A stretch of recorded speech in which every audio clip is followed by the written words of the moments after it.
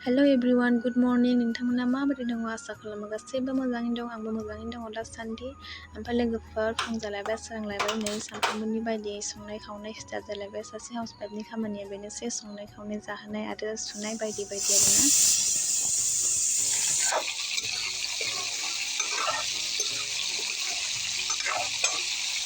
दायो आं लोगोफोरनो जानाय एवदों आरोना ओमफ्राय जोगोनारजों जानो होननानै ओमफ्राय लोगोफोर सारायखौ इगनर खालामो आरोना बिराद गाज्रि जाना दं सारायनि हालोदा स' लोगोफोर आं दायो फ्रेस जाखांबाय दुगैना लाखांबाय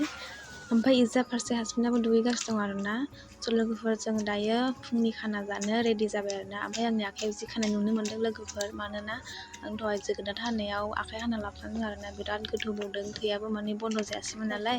आङो बिदिनो जि खाना लाबाय आरो थै गगानो थाखाय थ' सनाफोर आंनि भिडिअखौ नायना मोजां मोनदोंबा लाइक कमेन्ट शेयार खालामना होदो आरो लोगोसे साबस्क्राइब खालामना दाबो सनाफोर